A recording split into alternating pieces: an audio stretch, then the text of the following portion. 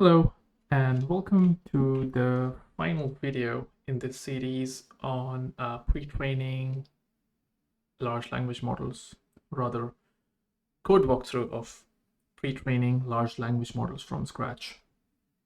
The only remaining thing is the trainer that we discussed in the last video, and that's what we will cover today. So just to give you a reminder, this is the training script, and the training script performs training inside the context window, which is defined by this trainer. And that is what we will look at. And the trainer takes the model, the distributed model. So FSDB takes care of like how to distribute or rather shard your model across the different GPUs. So we don't have to worry about that. We just have to pass in the number of GPUs, and 03 takes care of that. And let's see what else. The training is done in this trainer fit method. Okay, we also pass in some, the training data loader as well. Okay, so now we can jump into the actual trainer class, so which is inside the Olma module, and this is the train.py file, which has somewhere, let's see, the trainer class. So this is what we'll look at. It takes the training configuration, the standard model, the distributed model, which could either be DDP or FSDP, the optimizer, scheduler, and the device, and so on. All right, so there are a lot of like minor methods, which I won't go into, like tokens per batch, what's the data set, batches per epoch, and so on. That's not important.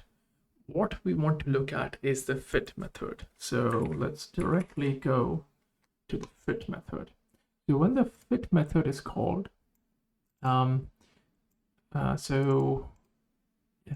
like we do some step computation, have we reached the maximum step count or not, and also append the steps, or rather increment the steps, do some garbage collection if that's needed, and then we set our distributed model to be in the training mode.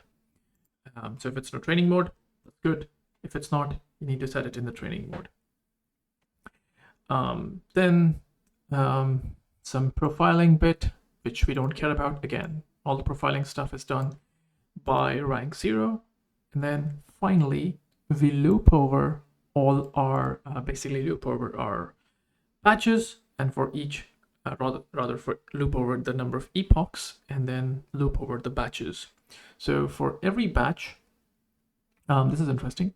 So we basically have a global batch size, and so the global batch size is basically batch size times the batch that you get times the world size, because in FSDP setting or in 03, it's a data parallelism paradigm where each GPU would get the batch. So hence the global batch size is the batch size times the world. And our data loader is the distributed data loader. So each GPU is getting its own batch. Then we basically do checkpoint saving or loading based on the strategy that we have taken. All that is not so important, but let's get to the point of where training begins. So let's see where that is. Right. Okay. Yes. So here, we get the batch from our data loader, and then this batch is fed into this function train step. So that just gets the batch. I guess backprop also takes place here. So that's the function that we need to look at. And so now, and this is again defined inside this trainer class. So the train step takes the batch, and let's look at it. So it does the standard stuff. zero grad optimizer, move the batch to device because you need the batch and the model to be in the same device. Compute the losses. There's a method of reducing the losses if you want it across the different GPUs. And then yes, so the forward backward pass is again in this train batch method. Let's see, is it doing anything else? Step the optimizer, basically move the gradients, but that's pretty much it. And then there's a bunch of logging. So now we will look into what this train batch method does. So this train batch thing is the one that will do the forward and the backward. And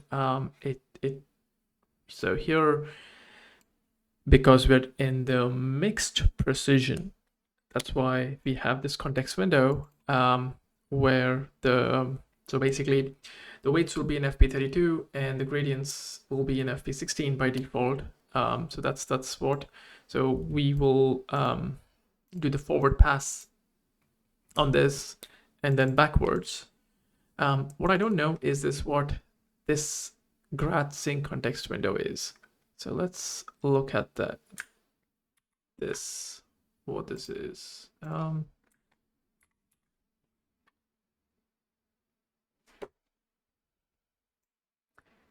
So this comes from the distributed models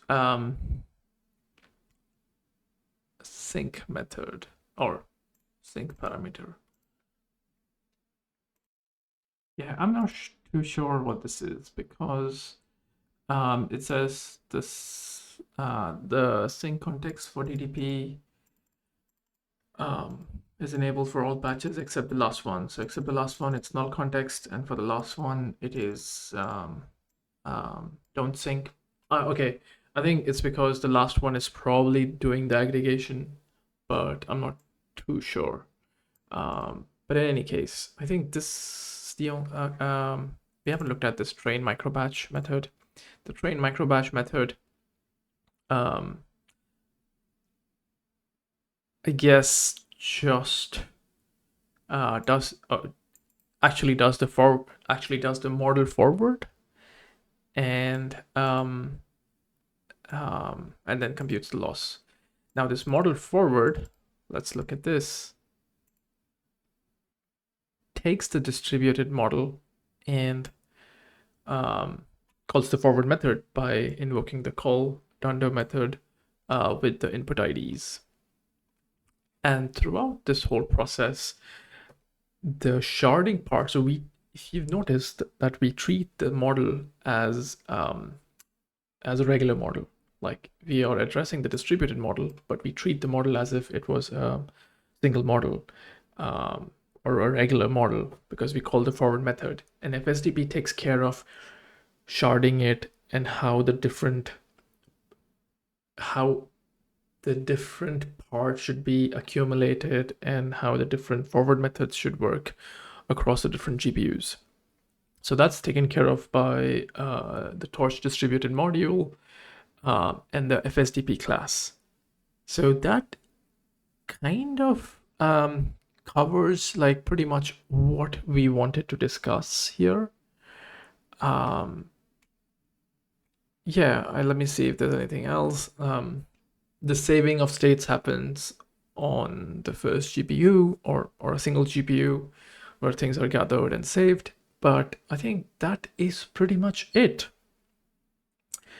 There are a lot of minor things, but I kind of just wanted to cover, like at least at a mid-level, what are the things that go in large-scale training.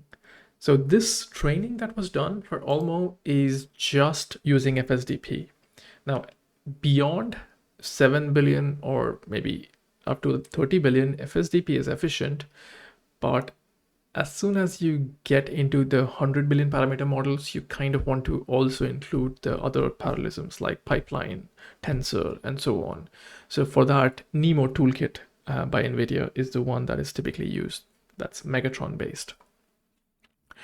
Yeah, so I think that's all I wanted to see, or rather say.